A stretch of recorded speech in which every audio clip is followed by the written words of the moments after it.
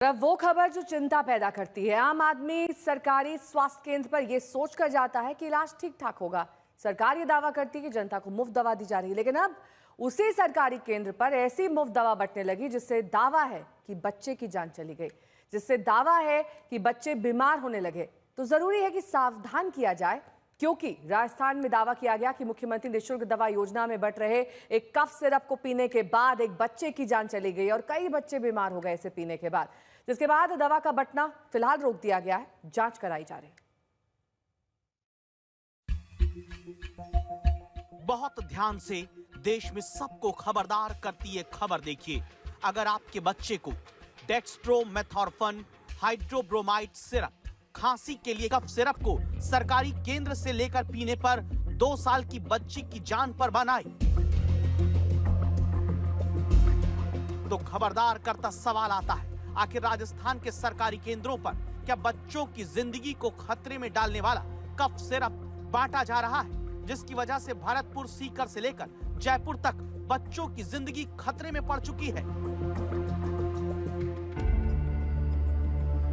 आम आदमी से जुड़ी ये वो खबर है जिस पर तुरंत ध्यान देना जरूरी है, क्योंकि सरकारें यही तो कहती हैं कि जनता को मुफ्त इलाज सरकारी स्वास्थ्य केंद्र पर मुफ्त दवा के साथ दिया जाता है। इसी दावे पर तो सरकारें अपनी वाहवाही बटोरती हैं, अपनी पीठ थपथपाती हैं और आम आदमी से वोट लेती हैं। लेकिन जब वही मुफ्त दवा जनता के कलेजे के टुकड़े की जिंदगी को लीलने लगे तो जरूरी है खबरदार किया जाए आम आदमी को भी और उस सरकारी व्यवस्था को भी।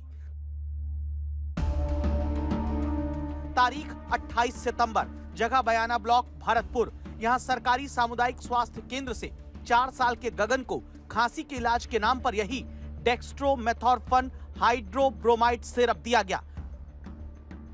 लेकिन जिस सरकारी हेल्थ सेंटर पर सरकार लिखवाती है आरोग्यम परमम धनम, वहीं से दिए गए कफ सिरप को पीकर दावा है मासूम गगन की तबीयत इतनी बिगड़ गई कि उसे अस्पताल में भर्ती करना पड़ा, वेंटिलेटर पर डालना पड़ा। सिरप पीने के बाद बच्चे को बेहोशी आ गई, उसके दिल की धड़कन बढ़ने लगी।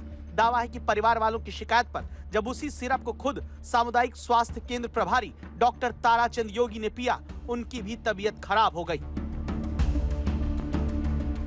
भरतपुर का मामला इकलौता नहीं है, क्योंकि तारीख 29 सितंबर, जगह सीकर, राजस्थान, जहां दावा है कि खोरी ब्राह्मणन गांव में 5 साल के नित्यांश की जान सरकारी हेल्थ सेंटर से मिले कफ सिरप को पीने के बाद चली गई।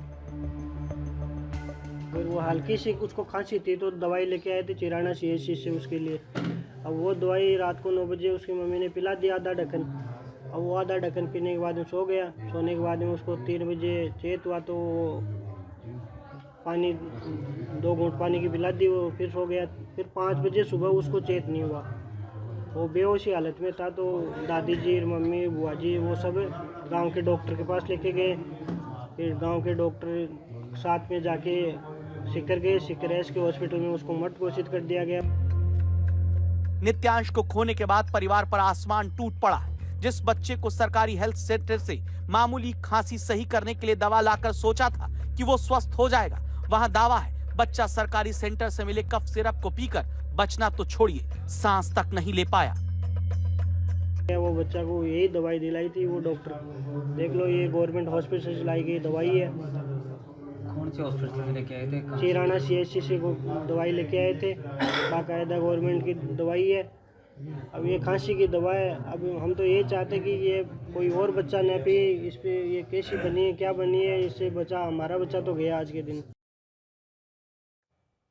राजस्थान सरकार ने इस मामले की जांच के लिए 3 सदस्यों की कमेटी बिठा दी है।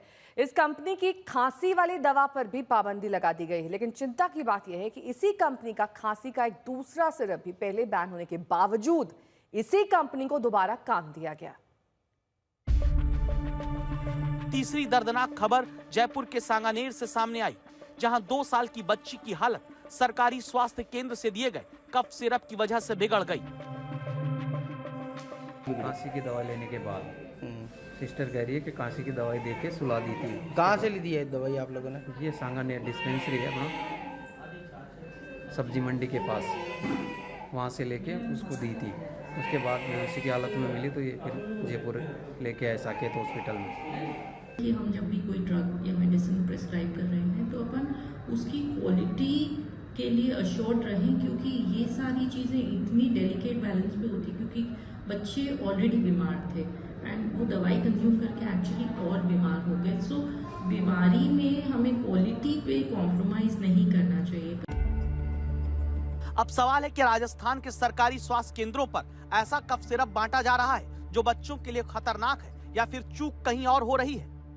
आज तक इस बड़े मुद्दे पर खबरदार करते हुए अजय फाटक, ड्रग कंट्रोलर राजस्थान के पास पहुंचता है, जो कहते हैं कि डेक्स्ट्रोमेथॉर्फन हाइड्रोब्रोमाइड सिरप के उपयोग पर तुरंत रोक राजस्थान में लगा दी गई है।